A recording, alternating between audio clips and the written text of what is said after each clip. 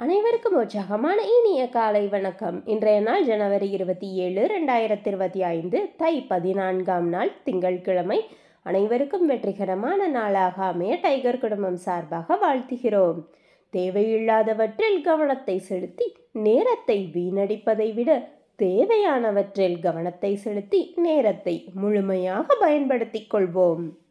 இப்பொழுது நாம் அனைவரும் 8 மீது நிற்கிறோம். நமது விஷன் மிஷன் இறைவணக்கம் கூறப்போகிறோம். இதை நான் சொல்ல சொல்ல அதன் இடைவெளியில் நீங்களும் அதை திரும்பச் சொல்லுங்கள். அப்படி சொல்வதனால் உங்களுக்குள் ஆற்றல் பெருகுவதை நீங்கள் உணர்வீர்கள். உங்களுக்குள் ஆனந்தமும் ஆரோக்கியமும் நிலைத்திருக்க இது உதவும். Tiger vision. மனம், புத்தி, உடல் மூன்றும் சமநிலையில் இருந்தால் வாழ்க்கை பிரகாசிக்கும். Tiger mission. ஒரு தனி மனிதனின் தொடர்ச்சியான ஆரோக்கியமும் பொருளாதாரமும் இவ்வுலகை மாற்றும். டைகர் இறைவணக்கம். என் வாழ்க்கையின் நம்பிக்கையாயிருக்கும் இறைவா, நான் சேவை செய்யும் இந்த அமைப்பே நீ வாழும் இடமென எண்ணுகிறேன். நான் தினமும் செய்யும் பணியே எனது கடமை என நம்புகிறேன். எனது உடலை கண்ணும் கருத்துமாய் பாதுகாப்பதே எனது பொறுப்பு என உணர்கிறேன். நன்றி இறைவா. நாம் ஆயுள் முழுவதும் ஆரோக்கியத்தோடு ஆனந்தமாய் வாழ்வதற்கு நமக்கு ஆயுள் முழுவதும் ஆசானாய் 8 நடைப்பயிற்சியை கற்றுத்தர வருகிறார் நமது குரு டாக்டர் டைகர் தேன்கூடு பிரபாகரன் அண்ணா அவர்களை உற்சாகத்தோடு வரவேற்கிறோம். எல்லோருக்கும் இனிய காலை வணக்கம். இந்த அற்புதமான காலை வேளையில் 9 மூட்டுக்களையும் அசைக்கக்கூடிய அற்புதமான பயிற்சிகளை முடிச்சுட்டு 27 முறை சூப்பர் பிரெயின் யோகா அப்படின்னு சொல்லக்கூடிய தோப்பு கர்ணங்களை முக மலர்ச்சியோட மன மகிழ்ச்சியோடு முடிச்சுட்டு 8 நடப்பதற்காக தயார் நிலையில் இருக்கிறோம். 8 மீது நிற்கிறோம். கிழக்கு மேற்காக நடப்பவர்கள் கிழக்கு திசையிலிருந்து மேற்கை நோக்கியும், தெற்கு வடக்காக நடப்பவர்கள் தெற்கு திசையிலிருந்து வடக்கை நோக்கியும் நமக்கான முதல் அடியை எடுத்து வைத்து நடைய தொடங்கலாம். பேசிக் கோர்ஸ் மற்றும் அட்வான்ஸ் கோர்ஸ் இருபாலருமே நம்ம நடைய தொடங்கிட்டோம். இப்போது பெண்கள் அனைவரும் இடதுபுறமாகவும் ஆண்கள் அனைவரும் வலதுபுறமாகவும், அதாவது பெண்கள் லெஃப்ட் சைடிலும் ஆண்கள் ரைட் சைடிலும் முதலடி எடுத்து வைத்து நடையை தொடங்குகிறோம். நடை இயல்பாக இருக்கிறது, நடை தளர்வாக இருக்கிறது, தோள்பட்டை தளர்வாக இருக்கிறது, கழுத்து குனியாமல் இருக்கிறது, கால்கள் ஒன்றுக்கு முன்பு ஒன்று வருவது போல் நடந்து கொண்டிருக்கிறோம். கைகள் அதன் இசைவில் அசைந்து கொண்டிருக்கிறது. சுவாசம் சீர் நிலையில் இருக்கிறது. எண்ணம் நேர்மறையாக இருக்கிறது. மனம் மகிழ்வுடனும் அமைதியுடனும் இருக்கிறது. ஒற்றை சிந்தனையாளர்கள் அத்தனை பேரும் ஒற்றுமையோடு ஒரே திசையை நோக்கி பயணித்து கொண்டிருக்கிறோம். நமது பயணம் வெற்றிகரமாக அமைய எல்லாம் வல்ல இறைவனை துணை கலைத்து கொண்டு தொடர்ந்து பயணிக்கிறோம். ஒவ்வொரு விடியலும் நமக்கு பல விஷயங்களை கற்றுத்தந்து கொண்டே இருக்கிறது. நாம் பெற்றுக்கொண்டே இருக்கிறோம். அதை வாழ்வில் பயன்படுத்தி வெற்றி கண்டு கொண்டே இருக்கிறோம். அவ்வாறாக இன்றைய விடியலும் நமக்கு பல விஷயங்களை கற்றுத்தரப்போகிறது. நாம் பெற்றுக்கொள்ளப் போகிறோம். அதை வாழ்வில் பயன்படுத்தி வெற்றி காணப் போகிறோம். ஒவ்வொரு நாளும் நமது நடையை தொடங்கும் போது நாம் சில பல நினைவூட்டல்களை நினைவூட்டுவது வழக்கம். அவ்வாறாக இன்றைய நினைவூட்டல்கள் நம்மளுடைய பயிற்சிகளை, முயற்சிகளை, நிகழ்ச்சிகளை, செயல்களை தொடங்குவதற்கு முன்பாக முதலாவதாக நாம் செய்ய வேண்டியது நமது தாயை வணங்க வேண்டும், நமது தந்தையை வணங்க வேண்டும், நமது குருமார்களை வணங்க வேண்டும், நமது மூதாதையர்களை, நமது முன்னோர்களை வணங்க வேண்டும், நமது இயற்கையை, இறைவனை, பிரபஞ்சத்தை, நமது இஷ்ட தெய்வங்களை வணங்க வேண்டும். இவர்களை வழிபட்டு அவர்களுக்கு நன்றி கூறி அவர்களிடம் அருளாசி பெற்று நமது பயிற்சிகளை, முயற்சிகளை, நிகழ்ச்சிகளை, செயல்களை தொடங்கியால் அந்த நிகழ்வு வெற்றியில் நிறைவடையும் என்பதை மனதில் கொண்டு ஒவ்வொரு நாளும் முதலில் அவர்களை வணங்கிவிட்டு தொடங்க வேண்டும். ஒவ்வொரு நாளையுமே நாம் அப்படியே தொடங்கலாம். ஒவ்வொரு நிகழ்வையுமே நாம் அப்படியே தொடங்கலாம். நம்மளுடைய பயிற்சிகளை மட்டுமல்ல, உங்களுடைய அத்தனை செயல்களையுமே நீங்கள் அவ்வாறாக தொடங்கி பாருங்கள். அந்த செயல்கள் அத்தனையும் வெற்றியில் நிறைவடையும். ஒவ்வொரு நாளும் நம்ம பயிற்சிகளை தொடங்குவதற்கு முன்பாக 2 டம்ளர் வெதுவெதுப்பான நீர் பருகி நம்ம பயிற்சிகளை தொடங்கி இருக்க வேண்டும். அவ்வாறாக இன்றும் தொடங்கி இருப்பீர்கள் என்று நம்புகிறேன். தொடர்ந்து நமக்கு அருகில் எப்பொழுதுமே குடிநீர் இருக்கும்படியாக பார்த்து கொள்ள வேண்டும். அதே போல் நம்மளுடைய நினைவூட்டல்களில் அதிமுக்கியமானது அப்படிங்கிறது, நம்மை இணைத்து வைத்தவர்களுக்கும் நாம் இணைத்து வைத்தவர்களுக்கும் நன்றிகளையும் வாழ்த்துக்களையும் கூற வேண்டும். நீங்கள் அந்த இடத்துல நீங்கள் சொல்லாமல் பயணத்தை கிளப்பிட்டீங்க அப்படின்னா, இந்த இடத்துல நான் நினைவூட்டுவதில் தான் அந்த ஒரு சில நினைவூட்டல்கள். இப்போ நான் சொல்லிக்கிட்டு இருக்கிறதெல்லாம் நீங்கள் தொடங்கும் பொழுதே செய்து விடுவது ரொம்ப ரொம்ப சிறந்த விஷயம். நீங்கள் தொடங்கும் பொழுதே 8 நடையில் வந்து நின்றதுக்கு பிறகு இறைவணக்கம் நம்மளுடைய டைகர் கிளப்பில் நம்மளுடைய ஃபேமிலி டீம் சொன்னதுக்கப்புறம் நீங்கள் வந்து இந்த செயல்களை எல்லாம் செய்திடணும். உள்ளங்கைகளை மடக்கி பார்க்கணும், விரலின் நகங்களின் வண்ணங்களை பார்க்கணும், சுவாசத்தை சோதித்து பார்க்கணும். இவைகளெல்லாம் நீங்கள் இயல்பாகவே செய்திடணும். ஒவ்வொரு நாளும் இதை ஏன் செய்யணும், எப்படி செய்யணுங்கிறதெல்லாம் கடந்த பல நாட்கள் நான் சொல்லி கொடுத்துருப்பேன். புதிதாக வந்தவர்கள் கடந்த சில நாட்களில் கொஞ்சம் முன்னாடி 1 மாதத்திற்குள்ளாக நீங்கள் தலைப்பை படித்தாலே ஓரளவுக்கு உங்களுக்கு வந்து தெரியும். வாய்ப்பு இருக்கும் போதெல்லாம், நேரம் இருக்கும் போதெல்லாம் நீங்கள் பழைய வீடியோவை ஆடியோவை நீங்கள் கேட்டுக்கிட்டீங்க அப்படின்னா அதுக்கு உங்களுக்கு இன்னும் பயனுள்ளதாக அமையும். ஸோ இந்த மாதிரியான நினைவூட்டல்களை நினைவில் கொண்டு ஒவ்வொரு நாளும் பயணிக்க வேண்டும். அதிமுக்கிய 3 கேள்விகள் நமது மனதில் எழுப்ப வேண்டும் அப்படிங்கிறதையும் சொல்லிக் கொடுப்போம். நாம் எதற்காக இப்பொழுது 8 நடைப்பயிற்சியை மேற்கொள்கிறோம்? நாம் எதற்காக டைகர் குழுமத்தில் இணைந்து பயணித்து கொண்டிருக்கிறோம்? நாம் நமது இலக்கை நோக்கித்தான் பயணிக்கிறோமா அப்படின்னு இந்த முத்தான 3 முக்கிய கேள்விகளை கேட்கணும். இலக்கை நோக்கிய பயணம் மட்டுமே வெற்றியை தரும் என்பதை நமது முன்னோர்கள், மூத்தவர்கள், முதியவர்கள் வாழ்ந்து அனுபவித்து நமக்கு கொடுத்து சென்றிருக்கிறார்கள். இலக்கை நோக்கிய பயணம் மட்டும்தான் வெற்றியை தரும் அப்படின்னு. இலக்கு இல்லாத பயணம் துடுப்பில்லாத படகில் பயணிப்பது போல. ஒரு கடல் இருக்குது, அந்த கடலில் ஒரு படகு இருக்குது. அந்த படகுல நம்ம ஏறி பயணம் செய்யணும் அப்படின்னா ஒரு துடுப்பு அப்படின்னு ஒன்று இருக்கணும். அந்த துடுப்பு தான் நம்ம எந்த திசையை நோக்கி பயணிக்க போகிறோங்கிறத நம்மளை வந்து அழைத்து செல்லக்கூடியது. அப்படித்தான் நம்ம இலக்கு அப்படிங்கிறது. நம்ம ஒரு நிர்ணயித்து நம்மளுடைய வாழ்க்கையை வெற்றி அப்படிங்கிற ஒரு விஷயத்தில் அடைய வேண்டும் அப்படின்னா அதுக்கு ஒரு இலக்கை நிர்ணயித்து பயணிக்க வேண்டும். அந்த இலக்கு தான் துடுப்பு அப்படின்னு சொல்லக்கூடியது. அந்த துடுப்பு இல்லாத பயணம் அப்படிங்கிறது எப்படி? அது போகிற போக்கில் போகட்டும், காற்றடிக்கிற திசையில் அடிக்கட்டும், அலை எந்த பக்கம் கொண்டு போய் சேர்க்குதோ அங்கே போகலாம் அப்படின்னு ஒருத்தர் பயணித்தா அவருடைய பயணம் எங்கே வேண்டுமானாலும் முடியலாம். இந்தியாவில் முடியலாம், அல்லது அயல் நாடுகளில் முடியலாம், இப்படி மனிதரே இல்லாத தீவுகளில் கூட போய் சேரலாம். ஆனால் அது இலக்கா? இல்லை.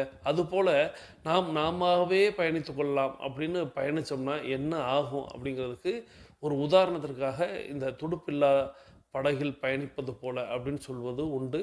அதை மனதில் கொண்டு ஒவ்வொரு நாளும் நம்ம வந்து நம்மளுடைய பயிற்சிகளை, முயற்சிகளை, நிகழ்ச்சிகளை தொடங்கும் போது நம்மளுடைய இலக்கு எது என்பதை நிர்ணயித்து பயணிக்க வேண்டும். அதையும் புதியவர்கள் அனைவரும் அனைவரது இலக்குகளை அடைவதற்கு எல்லாம் வல்ல இயற்கை இறைவன் பிரபஞ்சத்தை வேண்டிக்கிட்டு நம்ம தொடர்ந்து பயணிக்கிறோம். தொடர்ந்து இன்றைய தினம் பகுதியை கேட்க போகிறோம்.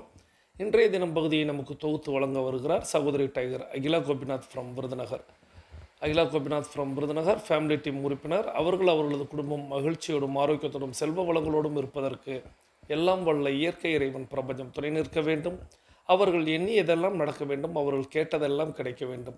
அவர்களது குடும்பத்தில் ஆரோக்கியம் நிலைத்திருக்க வேண்டும், ஆனந்தம் நிலைத்திருக்க வேண்டும், பொருளாதாரம் உயர்ந்து கொண்டே இருக்க வேண்டும், தொழில் வளர்ந்து கொண்டே இருக்க வேண்டும், அவர்களது பணி சிறந்து விளங்க வேண்டும், அவர்களது பணி பிறர் பாராட்டும்படியாக அமைய வேண்டும். அதை எல்லாம் வல்ல இயற்கை இறைவன் பிரபஞ்சம் வழங்க வேண்டும் என்று நானும் என்னுடைய வாழ்த்துகளையும் வேண்டுதல்களையும் வைக்கிறேன். நீங்களும் உங்களுடைய வாழ்த்து மலைகளை சகோதரி tiger Akila Gopinath from Virudhunagar family team உறுப்பினர் அவர்களுக்கு வழங்குமாறு அன்போடு கேட்டு இன்றைய தினம் பகுதியை நமக்கு தொகுத்து வழங்க அவர்களை அழைக்கிறேன். வாருங்கள் சகோதரி, வந்து இன்றைய தினம் பகுதியை தாருங்கள். அனைவருக்கும் வணக்கம். இன்றைய தினம் பகுதியில் இன்று நாம் கொண்டாடி கொண்டிருக்கும் நிகழ்வு தேசிய புவியியல் தினம். ஜனவரி 27 நேஷனல் ஜியோகிராஃபிக் டே அப்படின்னு கொண்டாடுறோம். இந்த தேசிய புவியியல் தினம் ஒவ்வொரு வருஷமும் ஜனவரி 27 கொண்டாடிக்கிட்டு இருக்கோம். இந்த நாள் நேஷனல் ஜியோகிராஃபிக் இதழுக்கு மரியாதை செலுத்துறதுக்காக கொண்டாடுற நாள். ஏன்னா தேசிய புவியியல் சங்கம் புவியியல் அறிவை அதிகரிக்கிறதுக்கும் பரப்புவதற்கும் ஒரு அமைப்பை 1888 நிறுவினாங்க. இந்த அமைப்போட கருப்பொருள் என்ன அப்படின்னா, ஆராய்தல் மற்றும் கண்டுபிடிப்பின் மரபுகளை கொண்டாடுதல். இந்த அமைப்பில் உள்ளவங்க சேர்ந்து பூமியை ஆராய்ச்சி செஞ்சு அவங்க கண்டுபிடிச்ச மரபுகளை கொண்டாட ஆரம்பித்தாங்க. அவங்க ஆராய்ச்சி செஞ்சு கண்டுபிடிச்ச பல விவரங்களை உலக மக்களுக்கு தெரிவிக்கிறதுக்காக ஒரு அதிகாரப்பூர்வமான மாத இதழை வெளியிட்டாங்க. அந்த மாத இதழோட பேரு தான் நேஷனல் ஜியோகிராஃபிக் இதழ். இந்த இதழ் மாதந்தோறும் வெளிவந்துக்கிட்டு இருக்கு. இந்த இதழ் முதல்ல 1888 வெளியிட்டாங்க. இப்போ 136 வருடங்களா இந்த இதழ் வெளிவந்துக்கிட்டு இருக்கு. இந்த இதழில் ஆயிரக்கணக்கான தலைப்புகளை உள்ளடக்கி அவங்க எழுதியிருக்கிறாங்க. அழகான நடன கலைஞர்கள் முதல் வேட்டைக்காரர்களால் மிருகங்களை மிருகத்தனமாக கொல்வது, சில விலங்கு பாகங்களின் மாயாஜால பண்புகள், நம்ம நம்பவே முடியாத நிறைய விஷயங்களோட தலைப்புகளை வச்சு இந்த இதழில் எழுதியிருக்கிறாங்க. இந்த இதழ் தொலைதூர அறியப்படாத நாடுகள், அவர்களின் உணவுகள், பழக்க வழக்கங்கள், மனிதர்களை பற்றி ஆராய்ஞ்சு எழுதும் கட்டுரைகளை வாசிக்கும்போது நம்ம ஆர்வத்தை தூண்டுற வகையில் நமக்கு தெரியாத பல விஷயங்களை இந்த இதழ் மூலமாக நம்ம தெரிஞ்சுக்கலாம். இந்த இதழில் வெளிவரும் புகைப்படங்கள் நம்ம கண்களை கவர்ற வகையில் இருக்கும். பல நம்ப முடியாத புகைப்படங்களும் வெளியில் வரும். இந்த இதழ் அச்சிடப்பட்ட பதிப்புகளாகவும் வெளியில் வருது, ஆன்லைன் பதிப்புகள் மூலமாகவும் இருக்குது. அதாவது நம்ம மொபைல்லையே சப்ஸ்கிரிப்ஷன் பண்ணி அந்த இதழை நம்ம வாசிக்க முடியும். இந்த நேஷனல் ஜியோகிராஃபிக் இதழ் பல விருதுகளை பெற்றிருக்காங்க.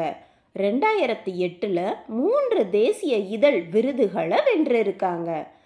அடுத்ததான் 2006, 2007, 2011 அப்படின்னு பல முறை அவங்க American Society of Magazine Editors General Excellence விருது பெற்றிருக்காங்க. அடுத்தது 2017 சிறந்த இணையதளத்தை கொண்ட தேசிய இதழ் விருதையும் பெற்றாங்க. 2020 ஆப்ஸ், மொபைல் மற்றும் குரல் வகைக்கான செய்திகள் மற்றும் இதழ்கள் வெபி விருதை பெற்றாங்க. இத்தனை விருதுகளை இந்த இதழ் பெற்றதுக்கு காரணம் அந்த புத்தகத்தோட தரமும், அதில் எழுதியிருக்கிற எழுத்துக்களும், அழகிய புகைப்படங்களும் அவ்வளவு அழகாக இருக்கும். அதனால தான் நிறைய விருதுகள் இந்த இதழுக்கு கிடைச்சது. சமீபத்தில் கூட இந்த இதழில் காடழிப்பு பற்றியும், அழிந்து வரும் உயிரினங்களை பற்றியும், சுற்றுச்சூழல் பிரச்சனைகள் குறித்தும் வெளிப்படையாக எழுதியிருந்தாங்க. இத்தனை பெருமை வாய்ந்த இந்த இதழை நம்ம பாராட்டுறதுக்காகவும் அங்கீகரிக்கிறதுக்காகவும் தான் இந்த நாள் நம்ம கொண்டாடிக்கிட்டு இருக்கோம்.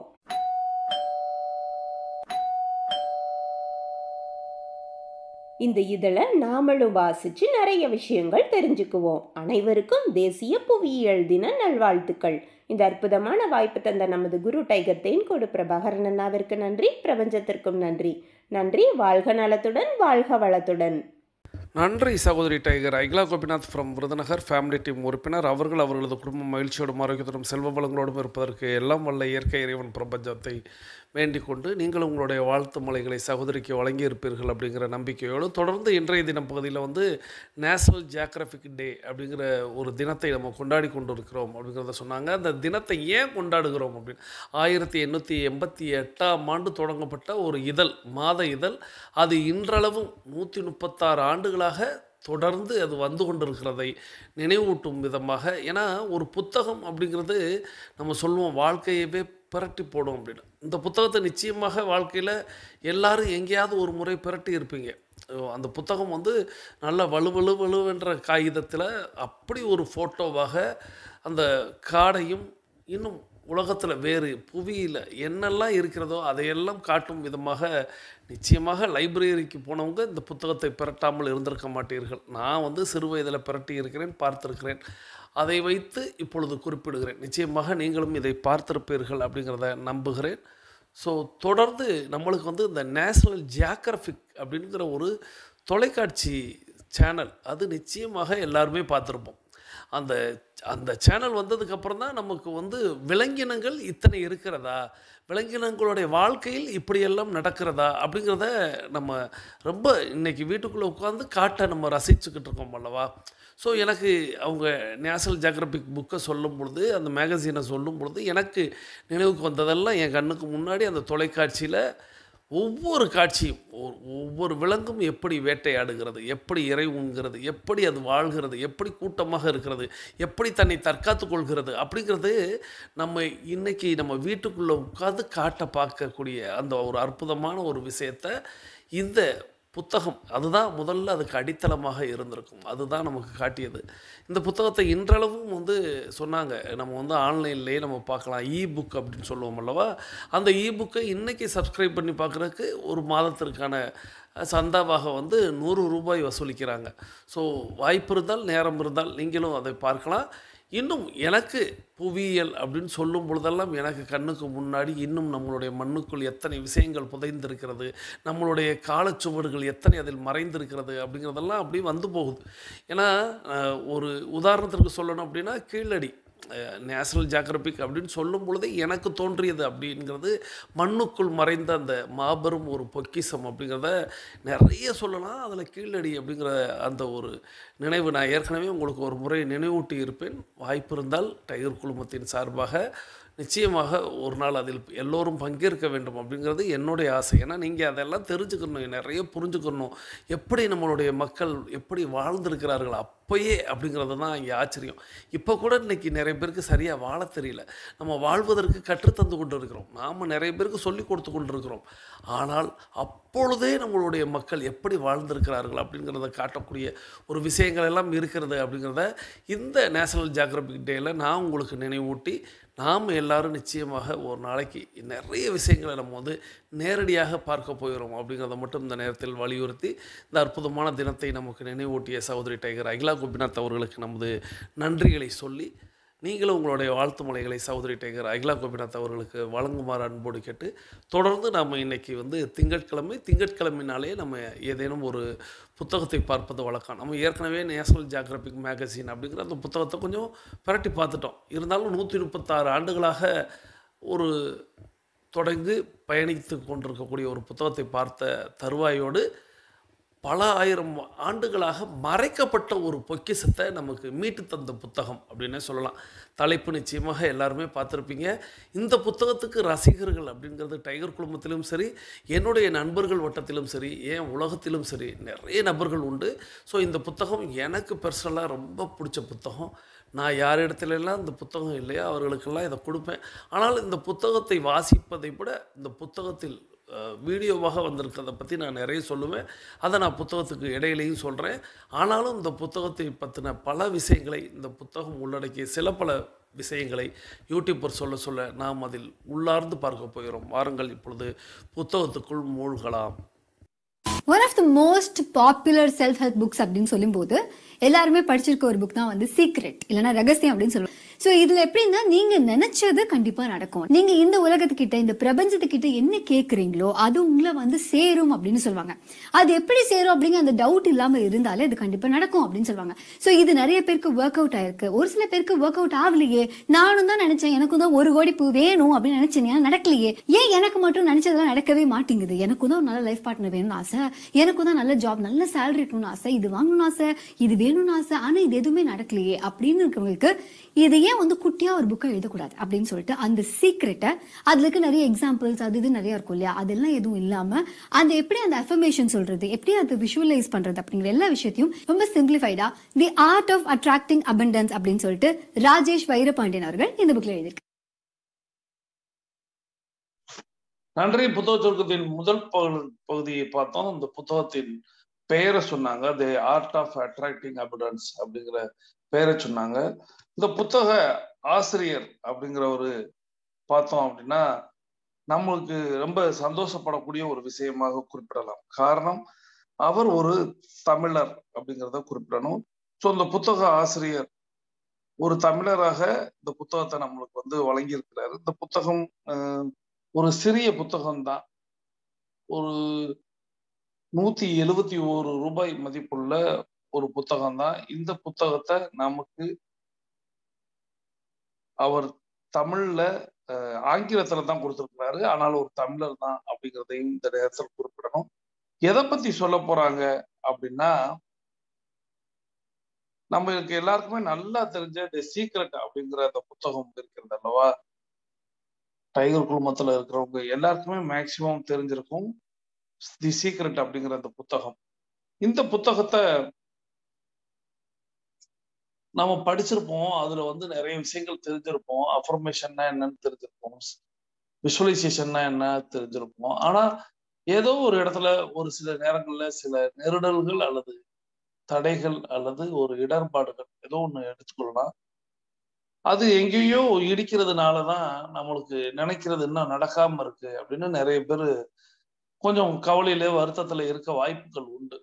ஸோ அப்படிப்பட்டவர்களுக்காக ஒரு சின்ன புத்தகத்தை அதுல இன்னும் அந்த ஸ்பீட் பிரேக்கரா ஒரு தடைகள்ல இருக்கக்கூடிய விஷயத்த எப்படி நகர்த்தலாம் அப்படிங்கிற மாதிரி ஆசிரியர் வந்து குறிப்பிட்டிருக்காரு. ஸோ ஆசிரியரின் பெயர் ராஜேஷ் வைரபாண்டியன் அப்படின்றது கூடுதல் தகவலாக நம்ம தெரிந்து கொண்டு, ஸோ புத்தகத்துல நம்ம இன்னைக்கு பார்க்க போற விஷயம் அப்படிங்கிறது, நாம நம்மளுடைய பிரபஞ்சத்திடம் நம்மளுடைய கனவுகளை நம்ம நினைவாக மாற்றுவது எப்படி அப்படிங்கிற ஒரு விஷயத்த கற்றுக்கொள்ள போயிடும். ஸோ தொடர்ந்து புத்தக சுருக்கத்துல 2ஆம் பகுதியில ஒரு முக்கிய பகுதியை பார்ப்போம். இது ஒரு 3 நிமிட பகுதியாக இருக்கும். நம்ம அதை 2 நிமிடத்துல நிறுத்திட்டு நம்மளுடைய 8 நடையின் முதல் பகுதி முடிவுக்கு வரும். ஸோ அதுக்கப்புறம் தொடர்ச்சியை பார்க்கலாம். ஸோ புத்தக சுருக்கத்தின் 2ஆம் பகுதியை கேட்டுக்கொண்டே நடக்கலாம். ஸோ அந்த புக்ல இருக்கிறதெல்லாம் தான் இந்த புக்ல இருக்கா அப்படின்னு கேட்டா இல்ல. என்னன்னா நம்ம ஒவ்வொன்றையும் தனித்தனியா பிரிச்சு எனக்கு வந்து இந்த மாதிரியான ரிலேஷன்ஷிப் இருக்கணும், இந்த மாதிரியான ஒரு கெரியர் இருக்கணும், எனக்கு இந்த மாதிரி என் வாழ்க்கையில் நிறைய விஷயங்கள் நடக்கணும் அப்படின்னு நம்ம நினைக்கும் போது இந்த விஷுவலைசேஷன் அப்படிலாம் நம்ம ட்ரை பண்ணும்போது நீங்க என்ன ஸ்டெப் 1ல இருந்து ஆரம்பிக்கணும். ஜென்ரலா ஆஸ்க், நீங்க கேட்கணும், இந்த பிரபஞ்சத்துக்கிட்ட கேட்கணும் அப்படின்னு சொல்லுவாங்க. நம்ம கேட்கறதுக்கு ரெடியா இருக்கும். 3வது ஸ்டெப் வந்து ரிசீவ் பண்றதுக்கும் நீங்க ரெடியா இருக்கணும் அப்படின்னு சொல்லுவாங்க.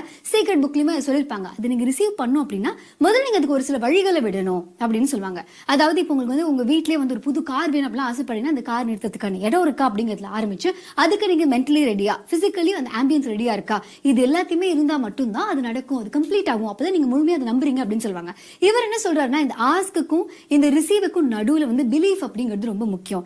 நிறைய நேரங்கள்ல நம்ம விஷுவலைஸ் பண்றதோ இல்ல வந்து நம்ம இந்த பிரபஞ்சத்துக்கிட்ட கேட்கறதோ நடக்காம போறதுக்கான காரணம் நம்மளே நம்ம கேட்கறது மேல நம்பிக்கை இல்ல. அந்த ஆட்டோல கண்ணாடி திருப்பினா இந்த எப்படி ஜீவா ஒர்க் அவுட் ஆகுங்கிற மாதிரி நமக்கு செல்ஃப் டவுட் இருக்கிறதுனாலதான் நம்ம என்ன கேட்கிறோமோ அது நடக்காமையும் போகுது அப்படின்னு சொல்றாரு. இவருக்கு என்ன செல்ஃப் டவுட் அப்படின்னு ஒரு விஷயம் 0.1% இருந்தா கூட நீங்க அதை முழுமையா நம்பாத பட்சத்துல நீங்க ஒழுங்கா கேட்கலன்னு அர்த்தம். கேட்கறது எப்படி அது கூட டீ பார்சல் அப்படிங்கிற மாதிரி இல்லாம ஆஹா அந்த டீ குடிச்சா என் தொண்டையில் அது எப்படி நிற்கும், என்ன ஒரு ரெஃப்ரெஷ்மெண்ட் கிடைக்கும் அப்படிங்கிற அந்த ஃபுல் இமோஷனோல ஒரு டீ பார்சல் அப்படின்னு நம்ம கேட்கும்போது இந்த யூனிவர்ஸ் வந்து நம்ம கேட்கிற சாதாரண டீயோட மசாலா டீயே கொடுக்கும் அப்படின்னு சொல்றாங்க. ஸோ இதெல்லாம் இந்த புக்ல நிறைய இருக்கு அப்படிங்கறத தாண்டி எனக்கு இந்த புக்ல பிடிச்சிருந்த ஒரு சில விஷயங்கள் அப்படின்னு பார்க்கும்போது இந்த எனர்ஜி ஷிஃப்டர்ஸ் அப்படின்னு ஒன்று சொல்றாங்க. எனக்கு தெரிஞ்சு இந்த காலேஜ் டேஸ்ல எல்லாம் வந்து ஒரு 20 பேரோட நம்ம வந்து ஒரு ட்ரிப் போறோம், இல்ல வந்து ஒரு படம் பார்க்க போறோம், இல்ல வந்து இந்த ஃப்ரெண்ட்ஸ் அங்க ஹேங் அவுட் பண்றோம் அப்படின்லாம் எனக்கு ஒரு காலத்துல ஓகேவா தான் இருந்தது. பட் கொஞ்சம் ஏஜ் ஆக அதாவது நம்ம கொஞ்சம் மெச்சூர்ட் ஆக என்ன ஆகுது அப்படின்னா அந்த சர்க்கிள் கொஞ்சம் குறையுது. ஏன் அப்படின்னு பார்த்தா ஒரு சில பேரோட எனர்ஜி மேட்ச் ஆகுது, ஒரு சில பேரோட இருக்கும்போது நமக்கு எனர்ஜி ட்ரெயின் ஆகுற மாதிரி இருக்கே அப்படின்னு சொல்லிட்டு ஜென்ரலாவே நமக்கு கொஞ்சம் ஏஜ் ஆக நம்ம எனர்ஜிஸ் பத்தி நம்ம பயங்கர கான்சியஸா மாறிட்டே இருப்போம். நன்றி. தொடர்ந்து நம்ம புத்தக சுருக்கத்துடைய 2ஆம் பகுதியில ஒரு 2 நிமிடங்களோட நிறுத்தினா நமது 8 நடையின் முதல் பகுதி முடிவுக்கு வருகிறது. சோ நம்ம எல்லாருமே தொடங்கிய திசைக்கு வந்து விடலாம். 8 நடையின் முதல் பகுதி முடிவுக்கு வருகிறது. நாம் அனைவரும் தொடங்கிய திசைக்கு வந்து விடுகிறோம். கிழக்கு மேற்கா தொடங்கிய ஒரு கிழக்கு திசையிலும் தெற்கு வடக்கா தொடங்கிய ஒரு தெற்கு திசைக்கு வந்து விடுகிறோம். நமது உள்ளங்கைகளை மடக்கி பார்க்கிறோம், இறுக்கமாக இருக்கிறது. விரல் நான்களை பார்க்கிறோம், சிவப்பு வண்ணத்தில் மாறிக்கொண்டிருக்கிறது. சுவாசத்தை சோதித்து பார்க்கிறோம். 2வது நாசிலும் சன்னமாக சுவாசம் வருவதை நம்மளால் உணர முடிகிறது. தண்ணீர் பருக நினைப்பவர்கள் 2 வாய் தண்ணீர் பருகிக்கும். நமக்கு அருகில் இருக்கக்கூடிய குடிநீரை எடுத்து நிறுத்தி நிதானித்து ரசித்து ருசித்து பருகிக்கொள்கிறோம். தண்ணீர் பருகி முடித்தவர்கள் உங்களுடைய மொபைல் ஃபோனை கையில் எடுத்துக்கிட்டு கருத்து பதிவிட போயிடும். இப்போ நம்ம என்ன கருத்து பதிவிட போயிடும் அப்படின்னா, முதல் கேள்வி எப்பொழுதும் போல் டெய்லி ஆக்டிவிட்டி ரிப்போர்ட் அதை நீங்கள் ஃபில் செய்துட்டீங்களா அப்படிங்கிறது. அதை நான் வந்து பல முறை சொல்லியிருக்கேன். ஃபில் செய்துட்டேங்கிறது எனக்கு சொல்கிறத விட அதை இன்னும் எவ்வளோ உற்சாகமூட்டி உங்களை நீங்களே வாழ்த்தி பாராட்டி நீங்கள் எழுதணும் அப்படிங்கிறத சொல்லியிருக்கேன். இதெல்லாம் நீங்கள் வந்து வாழ்வில் புத்தகத்திலேயே நிறைய சொல்லியிருப்பாங்க. ஸோ நீங்கள் உங்களை எப்படி பார்க்குறீங்க அப்படிங்கிறத தான் நான் வந்து முதல் கேள்வியாக வைக்க சொல்கிறேன். ஸோ முதல் கேள்விக்கு விடையளித்து 2வது கேள்வி அப்படிங்கிறது, இந்த சீக்ரெட் புத்தகத்தை பற்றி நீங்கள் ஏற்கனவே அறிவீர்களா? இதுதான் 2வது கேள்வி. இந்த சீக்ரெட் புத்தகத்தை பற்றி நீங்கள் ஏற்கனவே அறிஞ்சு வச்சுருக்கீங்களா அப்படிங்கிறது 2வது கேள்வி. 3வது கேள்வி அப்படிங்கிறது, நம்ம ஏற்கனவே நேஷனல் ஜியோகிராஃபிக் மேகசின் அப்படின்னு ஒரு புத்தகத்தை பற்றி பார்த்தோம் அல்லவா? அந்த புத்தகத்தை நீங்கள் பார்த்திருக்கிறீர்களா? இது 3வது கேள்வி. நேஷனல் ஜியோகிராஃபிக் மேகசின் சிறு வயதில் அல்லது இப்பொழுது எப்பொழுதாவது நீங்கள் பார்த்திருக்கிறீர்களா? இந்த 3 கேள்விகளுக்கும் விடையளித்து கொண்டு பேசிக் கோர்ஸில் இருக்கக்கூடியவங்களாம் அஃபர்மேஷன் விசுவலைசேஷன் செய்துட்டு மீது இருக்கக்கூடிய ஆடியோ கேட்குவாங்க. அட்வான்ஸ் கோர்ஸில் இருக்கக்கூடிய 42 நிமிட நடைக்காரர்களுக்கான அடுத்த சுற்று தொடங்குகிறது. பாருங்கள், நமது 8 நடையின் 2ஆம் பகுதியை தொடங்க போகிறோம். நமது 8 நடையின் 2ஆம் பகுதிக்கான முதலடி எடுத்து வைக்கலாம். இப்பொழுது ஆண்கள் அனைவரும் இடதுபுறமாகவும் பெண்கள் அனைவரும் வலதுபுறமாகவும் முதலடி எடுத்து வைத்து நடையை தொடங்குகிறோம். அதாவது ஆண்கள் லெஃப்ட் சைடிலும் பெண்கள் ரைட் சைடிலும் முதலடி எடுத்து வைத்து நடை தொடங்குகிறோம். நடை இயல்பாக இருக்கிறது, நடை தளர்வாக இருக்கிறது, தோள்பட்டை தளர்வாக இருக்கிறது, கழுத்து குனியாமல் இருக்கிறது, கால்கள் ஒன்றுக்கு முன்பு ஒன்று வருவது போல் நடந்து கொண்டு இருக்கிறோம். கைகள் அதனிசைவில் அசைந்து கொண்டு இருக்கிறது. சுவாசம் சீர்நிலையில் இருக்கிறது, எண்ணம் நேர்மறையாக இருக்கிறது. ஒற்றை சிந்தனையாளர்கள் அத்தனை பேரும் ஒற்றுமையோடு ஒரே திசையை நோக்கி பயணித்துக் கொண்டிருக்கிறோம். நமது பயணம் வெற்றிகரமாக அமைய எல்லாம் வல்ல இறைவனை துணை கலைத்துக் கொண்டு தொடர்ந்து பயணிக்கலாம். ஸோ தி சீக்ரெட் அப்படிங்கிற அந்த ரகசியம் பற்றின புத்தகத்தை தாங்கள் அறிவீர்களா அப்படின்னு கேள்வி கேட்டேன். அறிவோம் அப்படின்னு ஒரு சிலரும், தெரியாது அப்படிங்கிறத சிலரும் சொல்லியிருக்கீங்க. தவறொன்றும் இல்லை. எப்பொழுதுமே தெரியலைன்னா தெரிந்து கொள்ள போகிறோம். அதற்காக பிரபஞ்சம் வழிவகுக்க போகிறது அப்படிங்கிறத தான் நாம எடுத்துக்கொள்ளணும். தி சீக்ரெட் அப்படிங்கிற புத்தகத்தை ஆரம்ப கட்டத்துல நம்ம டைகர் குழுவும் தொடங்கிய ஒரு 100 நாட்களுக்குள்ளாவே அந்த புத்தகத்தை பார்த்திருப்போம். ஆகையால் அப்போ இருந்த நபர்களுக்கு நன்றாக தெரிந்திருக்கும். அதன் பிறகு இப்ப வந்த நபர்கள்ல புதியவர்களுக்கு, அதை பத்தி கேள்விப்படாதவர்களுக்கு, தெரியாதவர்களுக்கு கூடிய சீக்கிரம் அந்த புத்தகத்தை நம்ம பார்க்கலாம் அப்படிங்கிறதையும் சொல்லி, நீங்களும் நெட்ல சர்ச் பண்ணி பாருங்க. ரொம்ப அற்புதமான புத்தகம். வாழ்க்கையில நம்ம வீட்டுல இருக்கக்கூடிய பகவத்கீதையோ பைபிளோ குர்ஆனோ அது போல தி சீக்ரெட் அப்படிங்கிற அந்த புத்தகமும் இருக்கணும் அப்படின்னு நான் ஆசைப்படுறேன். தமிழ்ல ரகசியம் அப்படின்னு தமிழாக்கம் பண்ணியே வந்திருக்கும்.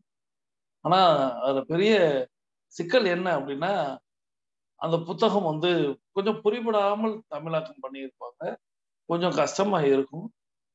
ஆனா அந்த புத்தகத்துல உள்ள ரசத்தை நம்ம ஒரு நாளைக்கு பருக போறோம். நான் கொடுக்குறேன், மீண்டும் கொடுக்குறேன். தொடர்ச்சியா நம்ம அந்த யூடியூபர் ஒரு விஷயத்த கொடுத்தாங்க.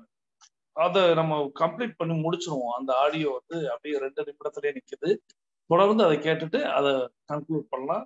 பாருங்கள், தொடர்ந்து 2ஆம் பகுதியை கேட்கலாம்.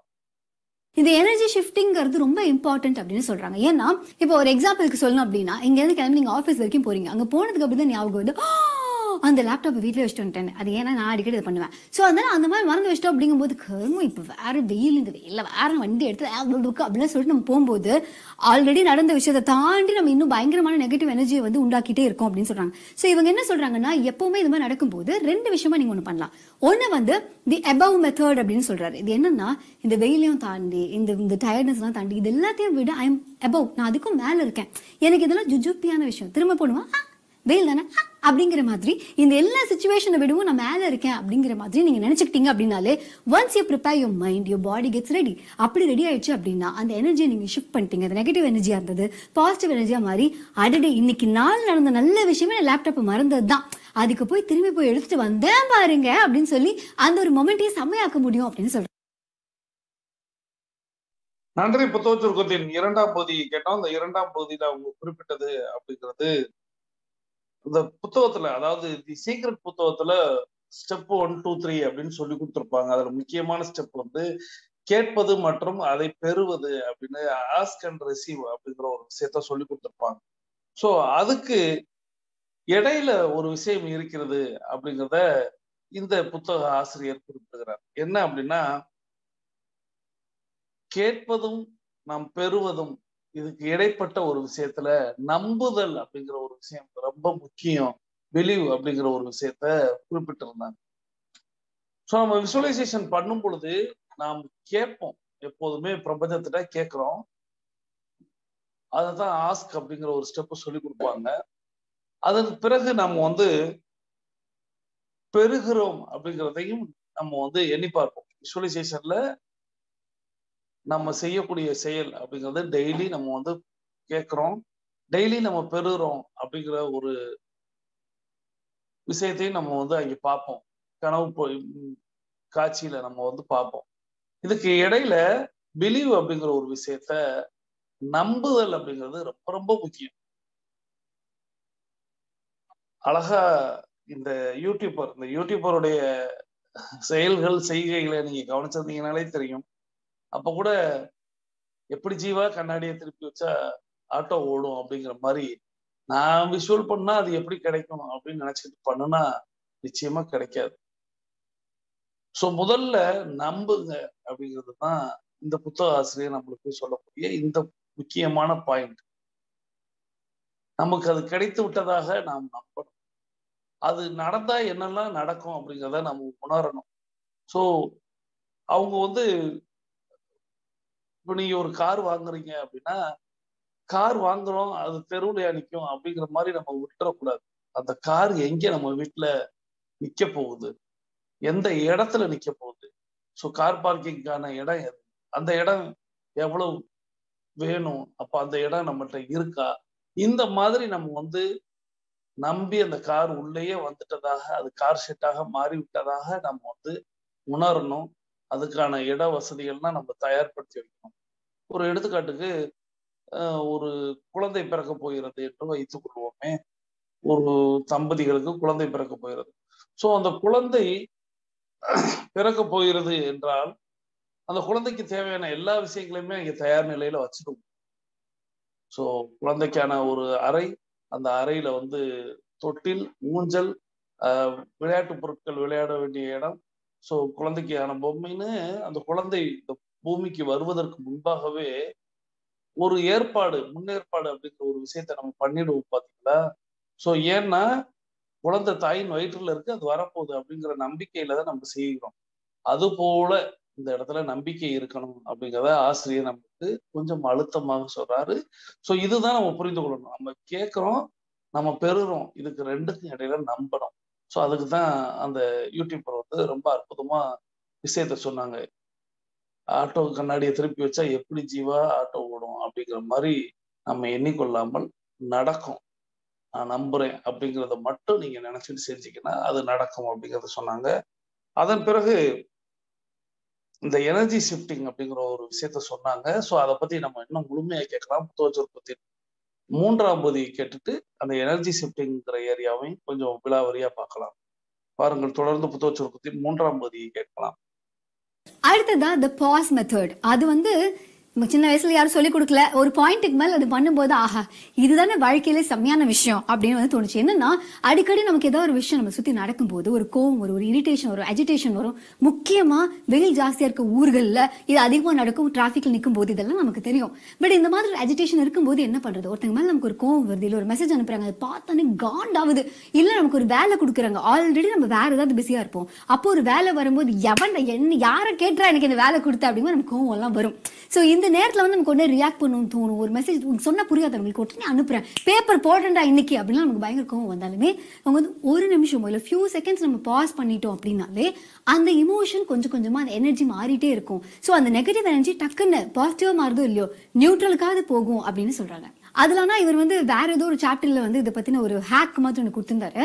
ரொம்ப குட்டியா இந்த ஜீவா சொல்லுவாங்க அந்த ஆட்டோ திருப்பறது அந்த மாதிரி ஒரு சின்னதா ஒரு விஷயம் சொல்லியிருந்தாரு. ஆனா இது பண்ணி பாருங்க ஒர்க் அவுட் ஆகும்னு முதல்ல சேர்ந்து நான் நம்பிருக்க மாட்டேன். ஆனா இப்ப நான் நம்புவேன். என்னன்னா உங்களுக்கு பயங்கர கோவம் வருதா, உங்க வலது கையில ஏதோ ஒன்று இருக்கா, அதை எடுத்து இடது கையில மாத்துங்க. இவ்வளவு சிம்பிளா உங்களோட கான்சென்ட்ரேஷன் உங்க போக்கஸை வேற பக்கம் திருப்பிட்டு மறுபடியும் வாங்கலாம், அந்த கோவம் அவ்வளவு ஃபுல்லா இருக்காது அப்படிங்கிற மாதிரி அவர் சொல்றாரு. சோ உங்க கையில ஒரு வாட்ச் கட்டிருக்கீங்களா, பயங்கர கோவம் வரும்போது வாட்சை கழட்டி சண்டைக்கு போகாம இந்த கையில அந்த கழட்டி அந்த கைக்கு மாட்டுங்க. அந்த மாதிரியான குட்டி விஷயம் கேட்கும் போது ஹே அப்படிங்கிற மாதிரி தான் இருக்கும்.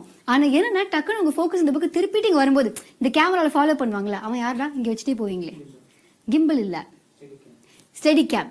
ஸ்டெடி கேம்ல வந்து ஆர்டிஸ்ட் துரத்திட்டே போவாங்க, அப்படியே ஸ்டண்ட் சீன்ஸ்லாம் ஃபோக்கஸ் மிஸ் ஆயிடுச்சா இல்ல ஆகல. ஆனா இந்த மாதிரி வந்து ஃபோக்கஸ் இப்படி மிஸ் ஆயிட்டுலாம் வரதுக்கான வாய்ப்புகள் இருக்கு அப்படிங்கிறதுனால அந்த மாதிரி விஷயங்கள் நீங்க பண்ணீங்கன்னா அப்படி இருந்த கோவம் அங்க இப்படி இறங்கும் அப்படின்னு சொல்றாங்க. Basically we are from a decent family அப்படின்னாலுமே பயங்கர கோவம் இருக்கும்போது என் வாயில என்ன வருதுன்னு எனக்கே தெரியாதுங்க. அப்படி ஒரு வார்த்தை வரும். அது கெட்ட வார்த்தையா தான் இருக்கணும் கூட அவசியம் இல்லை.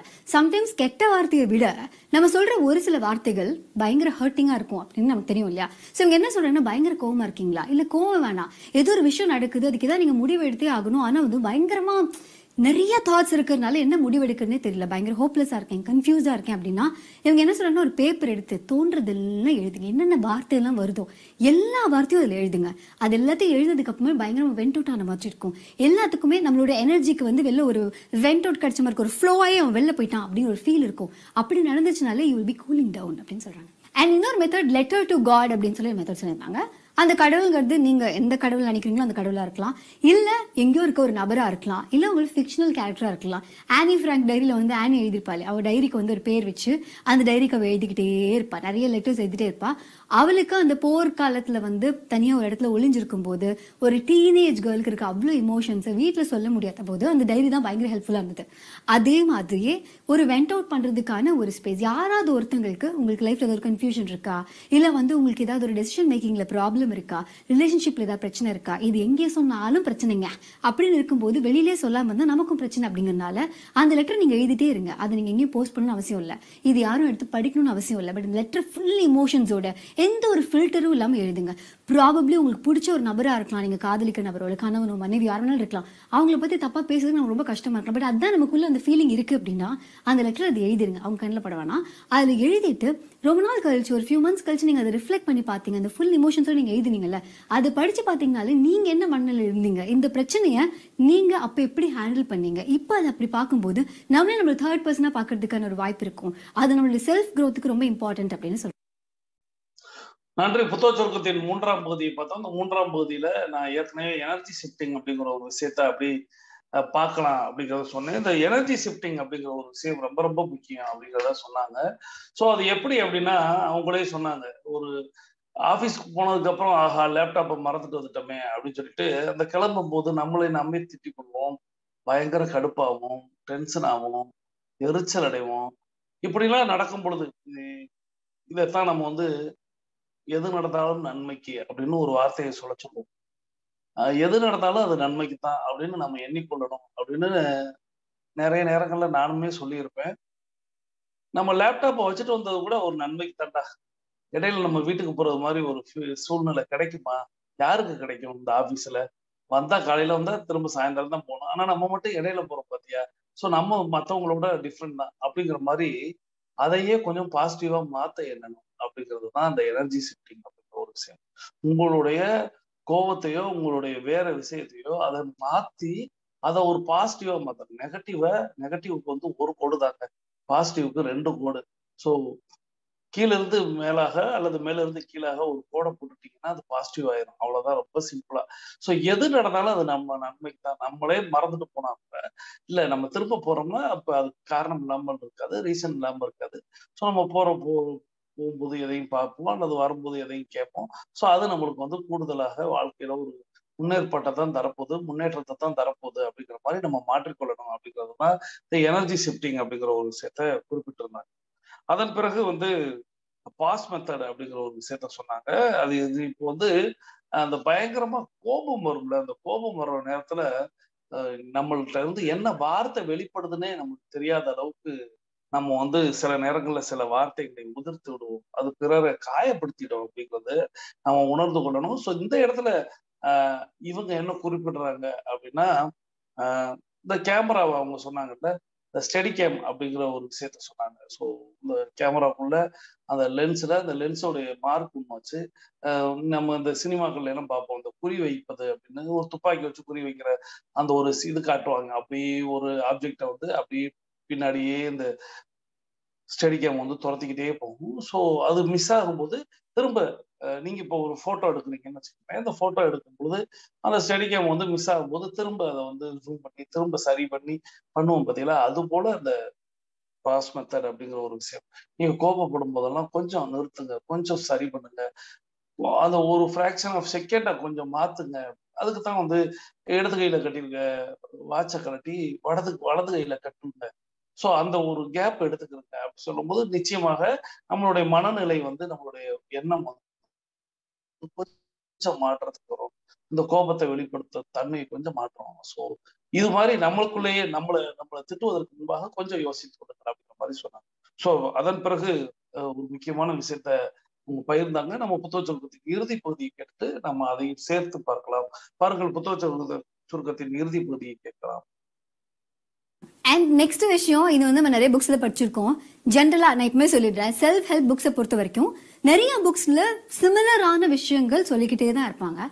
அது நான் முன்னாடியே சொன்ன மாதிரி நல்ல விஷயங்களை 40 தடவை கேட்டாதான் நம்ம ஒரு 4 நிமிஷமா அதை செய்வோம். அப்படிங்கிறதுனால அது எந்த அளவுக்கு நம்ம அடிக்கடி கன்சியூம் பண்ணிட்டே இருக்கோமோ அது ரொம்ப நல்லா இருக்கும். And probably 40 types of solution சொல்லியிருப்பாங்க.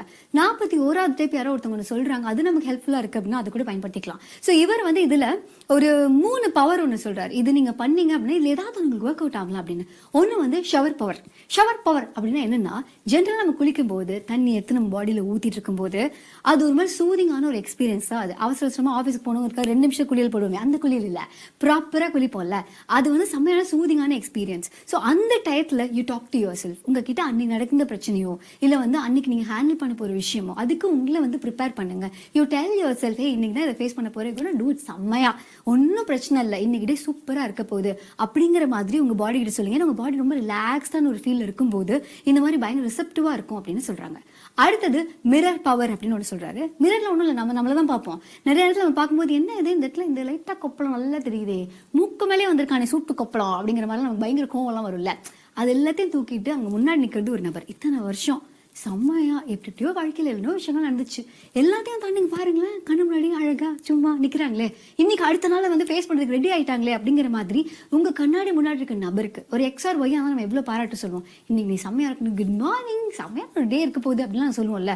அந்த மாதிரியான ஒரு சில மொமெண்ட்ஸை வந்து அந்த மிரர் முன்னாடி கிரியேட் பண்ணுங்க அப்படின்னு சொல்றாங்க. அடுத்ததா டிராவல் பவர்னு ஒன்று சொல்றாரு. அது ரொம்ப சிம்பிள் தான். நம்ம டிராவல் பண்ணும்போது சப்போஸ் நீங்க வண்டி ஓட்டிட்டு இல்லை அப்படிங்கிற பட்சத்துல எங்கேயாவது உட்காந்துருக்கீங்க அப்படிங்கிற பட்சத்துல that is the time for your self. So அந்த நேரத்தில் தயவு செஞ்சு ஃபோன் எடுத்து பார்க்கறதோ புக் எடுத்து படிக்கிறதோ இந்த மாதிரி விஷயங்கள்லாம் பண்ணாம நில் மொமெண்ட்ஸ், வர தாட்ஸ் எல்லாம் வந்துட்டு போங்க. வண்டி எப்படி போகுதோ அதே மாதிரி அவனும் வந்துட்டு போட்டு ஒரு பக்கம் இந்த பக்கமா போட்டு இந்த பக்கம் போகட்டும் அப்படிங்கிற மாதிரி தாட்ஸோட உட்காருங்க அப்படின்னு சொல்றாங்க. டிராவல் டைமை பெட்டரா யூஸ் பண்ணிக்கிறதுக்கு, மெடிடேஷன் பண்றதுக்கு எனக்கு டைம் இல்லை அப்படின்னு சொல்றவங்களுக்கு இந்த டிராவல் பவர் வந்து செம்மையா இருக்கும் அப்படின்னு சொல்றாங்க. அண்ட் இன்னொரு முக்கியமான விஷயம், எனக்கு தெரிஞ்சு யாரோ ஒருத்தவங்க சொன்னாங்க, அது யாருன்னு மறந்துட்டேன், அவங்களே பாத்தீங்கன்னா என்கிட்ட வந்து சொல்லுங்க.